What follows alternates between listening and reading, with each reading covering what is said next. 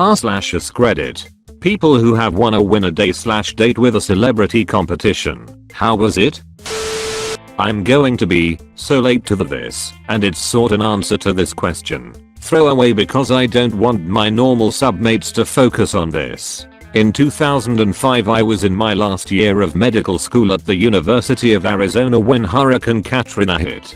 In the aftermath a bunch of us got permission from the med school dean to head down and help the real doctors. There were so many of us that we had a lottery system. I think UOF had a grant or donation to pay for 5/6 of us, and basically the whole class volunteered. Well, I got picked and went. It was hard, sad and grueling work. On the second or third day this new guy showed to more of the grunt work in our little section. Trash pickup, food delivery and handout, etc. I didn't recognize him at first, but after a minute the place was abuzz with the news that Brad Pitt was working with us, and sure enough it was him. He absolutely worked his ass off too, and after the first day the shock wore off. It became no big deal. On many occasions over the next few days Brad Pitt emptied out my trash cans, got me clean linens and even lunch. Those military pre-made meals is what we ate. He could not have been more down to earth, or nicer or more accommodating, and he never once asked for special treatment. He even sort of learned my name and called me Doc K. As you can imagine the patients just glowed upon seeing him, and he was always gracious and friendly and took what time he could to hang out with all of us. To this day, I've never seen that he sought or received any praise or notoriety for what he did. Contrast that to the other guy who had photo ops done of him standing in a canoe with a shotgun plastered all over the media.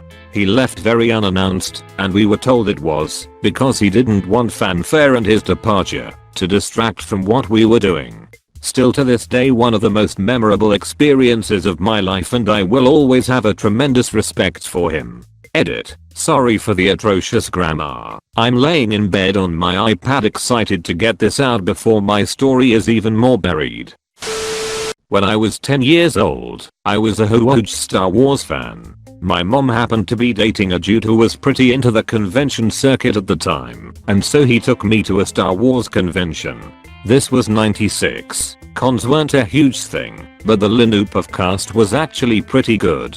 Among them were Peter Mayhew, Chewbacca, Kenny Baker, R2-D2, David Prowse, Darth Vader, and Jeremy Bulloch, motherfucking Boba Fett. I'll never know if we actually won this contest or if Mom's boyfriend pulled some strings, but he disappears for a minute and comes back saying we won a dinner with the cast at the Spaghetti Factory, my favorite restaurant at the time. As we were leaving, we see Jeremy Bulloch walking through the parking lot. We pull over and ask what's up, and he says he missed the bus to the restaurant, so he's going to skip it. Hell no, we gave Boba Fett a ride to dinner. There I'm crammed in a bench seat of a pickup with my goddamn idol, and he is this totally weird old British dude. He keeps whistling softly and then saying I think I hear a bird, and then like looking for the bird. I guess he was trying to entertain me, but I was too starstruck to understand what the hell was going on. Dinner was awesome. I sat across from Kenny Baker and I remember being amazed at how tall and beautiful his wife was. Peter Mayhew was the coolest. He was wearing a tie-dyed Chewbacca shirt and went out of his way to come and joke around with me. I haven't seen it in years, but I used to have a picture of him giving me nudges. Just the friendliest dude. Everyone was super cool, but at 10, I spent most of it being quiet and shy and not understanding most of the grown-up talk. It was still one of the greatest experiences of my life. Edit. Almost forgot the ending. Mom's boyfriend wrote letters back and forth with Jeremy Bulloch for a while after that. He did that kind of thing. He showed me a bunch of letters between him and Jerry Ryan too. One of them said make sure you say hi to Bloodfist. I don't know if it was prompted, but I've always really appreciated it. Not exactly the same thing, but in early 2009, I had just gotten back from spending a year in Iraq. I went to see my favorite band Fleetwood Mac play in Chicago. I had bought tickets for the meet and greet with Mick Fleetwood before the show.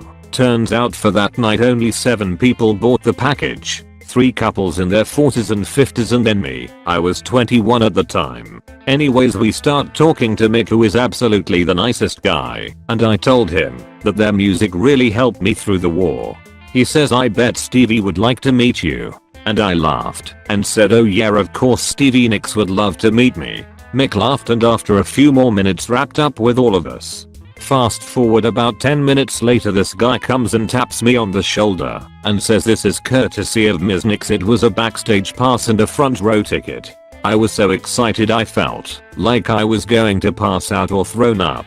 During the concert, Mick pointed at me and waved a couple times. He was really rad. The lady next to me thought that I knew him personally. I didn't tell her different because it was hilarious at the time. After the show I was brought backstage and the woman said it'll be a couple minimums, we just have to wait here until she's ready. About 5 minutes later the door opened and I was led into Stevie Nicks' dressing room where it was just her 2 dogs, and her personal assistant. I had thought there would be a crowd and I would just get led through for a quick autograph.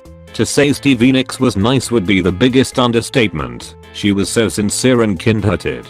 She delicately asked me about the war, told me she was forever grateful for my service, shared with me that her father was a WW2 veteran, so she cares deeply for vets, told me about her experience visiting injured troops at Walter Reed Hospital, and showed me around her dressing room telling me about her different outfits, also sharing a couple stories from the early Fleetwood Mac days. After about 15 minutes I felt like I was overstaying my welcome and started to thank her and excuse myself when suddenly someone put me in a bear hug from behind. I was starting to have symptoms of PTSD then, and my first reaction was to fight whoever was behind me. Thankfully I didn't throw a punch because it turned out to be Mick with his then wife. I believe they are now divorced and twin daughters. He wanted them to come say thank you to me for my service, which really shows what a class act he was. Then we all sat down on the couches and chatted some more.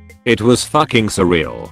After spending 45 minutes give or take, Stevie suggested we take a picture and the women who brought me back there took her camera out. I was between Stevie and Meg, which was awkward because she is very short and he is very tall. I'm 5 feet 8 inches, so I was right in the middle. But when I put my arms behind their backs for the photo I accidentally grabbed Mick's ass. I'm a lesbian so it really wasn't on purpose, but I was mortified. He however was amused and it was laughed off. When I got home that night I ran upstairs to wake my parents up.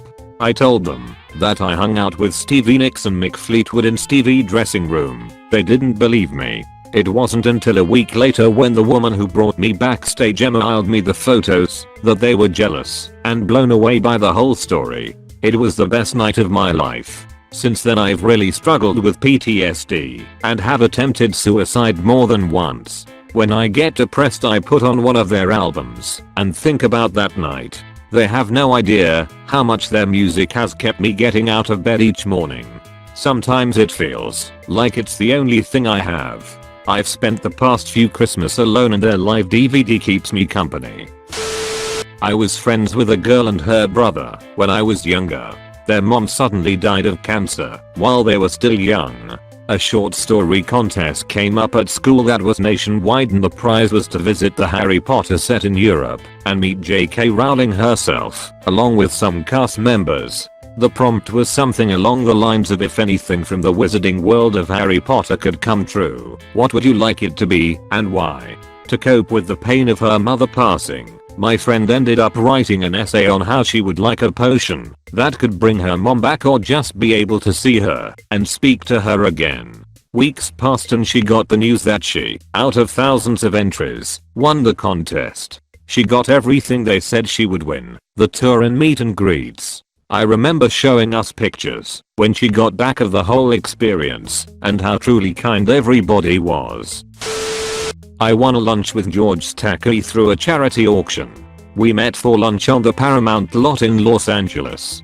The auction was through a Japanese organization, so he ended up spending a lot of time talking about his experience with WW2 internment camps. It was really interesting to hear his perspective firsthand.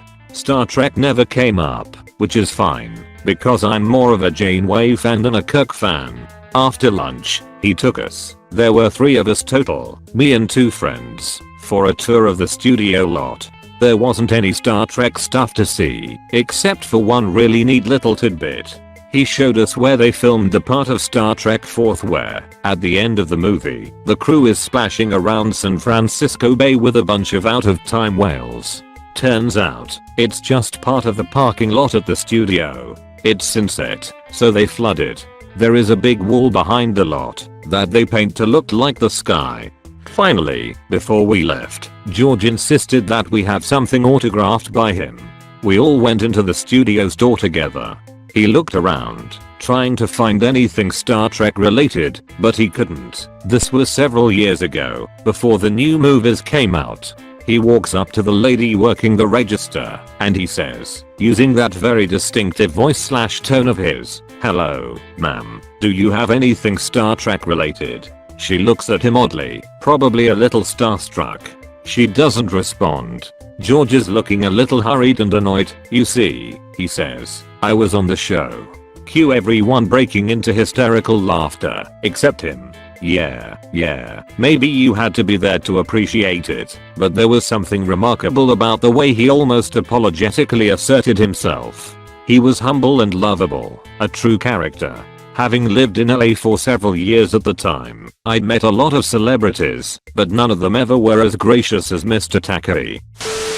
When I was about 17 back in 2003, I won some meet and greet passes to a Thrice, Thursday, and Coheed and Cambria concert. All the dudes in Thrice and Thursday were super cool, just walking around having conversations and stuff. I had done a meet and greet before, but it was more like, "Hey, how's it going? I'll sign something for you, then be on your way." ZZ Top was like this. Really nice dudes, but they seemed like they had no interest in meeting or greeting, but this was way different and more personal. Anyways, the best moment was after the show. My ride bailed on me, so I'm just sitting outside the venue and I realize that I'm sitting next to the then bassist for Coheed. He's swigging some Captain and Coke out of a 2-liter bottle and chatting it up on the phone to his girlfriend. A bum on a bike rolls around and asks if anyone wants to buy his bike for $20. The bassist asks if he could take it for a spin first, and in the process hands the phone and the drink to me and says, "Keep her company, I'll be right back." So here I am, talking to this dude's girlfriend and swigging his rum while he's cruising around on this bum's bike making Ric Flair WOOO sounds. He ended up buying the bike and throwing it in the back of the tour van. When he came back, he took the phone back and told his girlfriend, "I'll call you later," and then started to chat me up. We got pretty well lit for what seemed like forever, probably about an hour and a half, until the new ride I called earlier finally came to pick me up. It was a pretty good time. My friend's grandparents live in Savannah and frequent a really popular restaurant out there called Miss Wilkes Boarding House. It's usually got a line around the block, and they seat everyone at the same table community style and bring out 20 or so different dishes that get passed around the table. Fried chicken, biscuits, butter beans, collard green, the works. Everyone eats until they're stuffed to the gills. Anyhow, her grandparents had been coming to the restaurant for years and years and were good friends with the owner. On this particular day they were finishing their late lunch when the owner approached them and said, "Hey, I know you're just finishing up, but we've got a celebrity that is coming in for dinner and we don't want to put them at a table with a bunch of random people because we don't want them to be hassled. I figured you would be the perfect people to sit with them because I know you won't give anyone any trouble." My friend's grandfather was the minister in town, so he had a very good reputation locally. They were far too full to eat, but didn't have anything in particular they had to rush off to, so they decided to stay and have dinner with the celebrity. The owner never mentioned who the celebrity was, but just disappeared back into the kitchen. They sat by themselves for another 5 minutes or so waiting for someone to show up when all of a sudden Barack Obama came walking in with Secret Service through the back kitchen exit and came and sat down for dinner. A few years ago my all-time favorite band, 30 Seconds to Mars were touring through my hometown, and one of the local radio stations ran a competition. All you had to do was film yourself playing their song City of Angels on guitar and send it through to the ML provided. The band would then pick out who they wanted. If you won, you got to play the song on stage with them. I was sitting at work one day when my phone rang, and it was someone from the radio station. They were asking me all these questions like, how long have you been playing? What kind of guitar is it? etc, etc. So I just assumed it was someone checking for a bit of legitimacy, but in actual fact it was the radio station calling me to say I'd won. I've never been so ridiculously excited in my life. Concert came around and we, myself and a +1, got access all area passes and were told to go nuts. Do whatever you want, just don't go on stage until we tell you to. We met the band earlier and had a bit of food. Awesome guys. Tomo, the guitarist of the band, came and found me and quickly showed me how to play the song properly. Almost all of it was different to what I had learned, so I had to essentially learn a new song in 20 minutes and remember it, then play it in front of 8,000-ish people. Pretty stressful. 30 Seconds to Mars went on and played an absolute ripper of a show. Then after their song Do or Die, it was my turn to jump out. It only lasted about 5 or so minutes, but it was easily the best 5 minutes of my life. Still keep in contact with Tomo nowadays. We seem to agree on a lot of topics and I'd probably call him a friend now, rather than an idol. Not a date, but like some other people on this thread it was a phone call. Joe Gatto from the Tenderloins, aka Impractical Jokers, posted on Facebook that he would call the first 20 people to donate at least $50 to the charity he was a part of. Being a mega fan and not broke at the time, I donated as soon as I saw the post, about an hour after it was posted. I figured there was not way I'd make it, but at least the money would go to a good cause. Oh, and I was at work at the time. Drive-through at Taco Bell. I was 18. I told my manager I was expecting a possible phone call and told he the situation. Everyone there knew about my obsession with the Jokers, so she didn't mind, but also didn't think I'd get the call. Well, it happened in between orders. I grabbed my phone, rushed to the other side of the kitchen, and answered.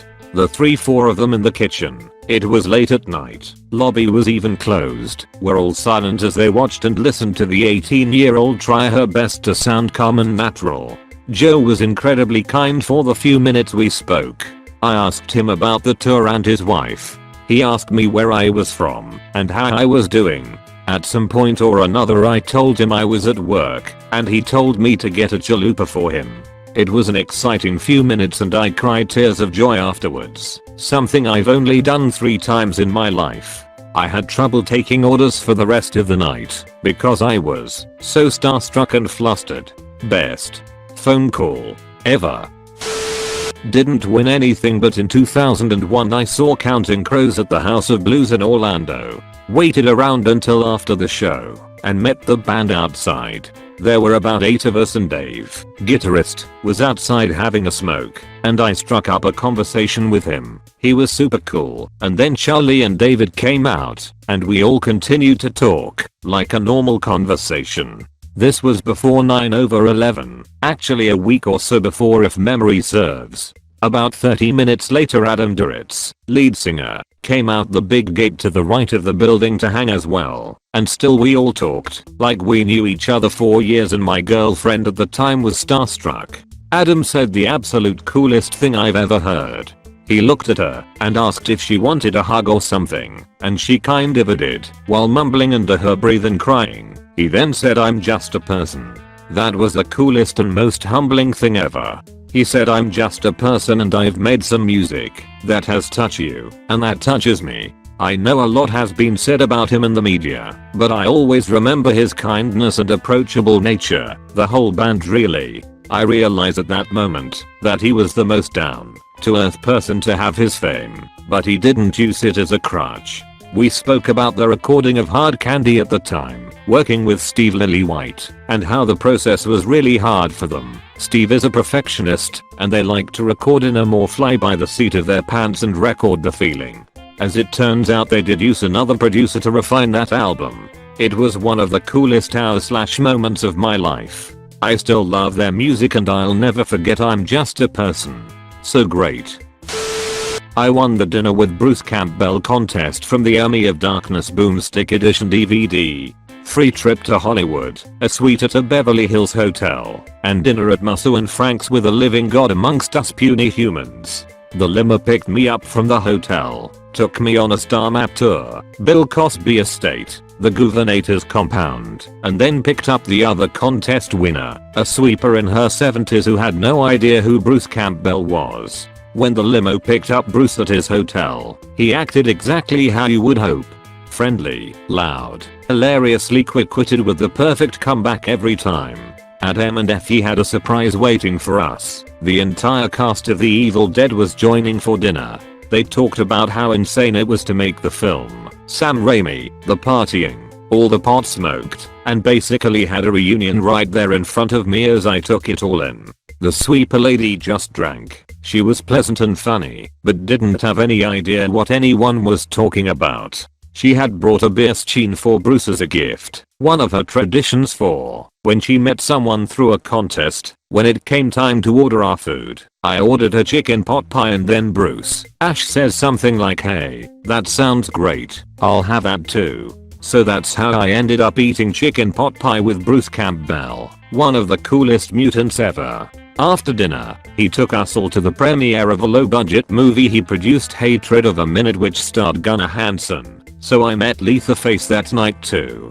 The old lady passed out drunk on the way to the premiere, so Bruce just had her sleep in the limo while we watched the movie. Well, I didn't win a sweepstakes or anything like that, but I did get to hang out with Snoop Dogg. I was front row for his concert at a festival, and at the end of his set, he started whispering to the security guards and pointing to me. Next thing you know, this random girl and I are being pulled over the barrier and taken backstage to hang with Snoop and his entourage. The level of excitement and disbelief I felt was unreal. The guards led me and this other girl to a van to ride back to his campsite with his entourage. That's where things got a little weird. The one guy who is featured in a couple of his songs, goes by Kirup Gotti or something like that, starts hitting on me and saying very suggestive things. I was 20 at the time and had zero interest in getting with this guy. So when we arrived at Snoop's tent, I felt so relieved. I walked in and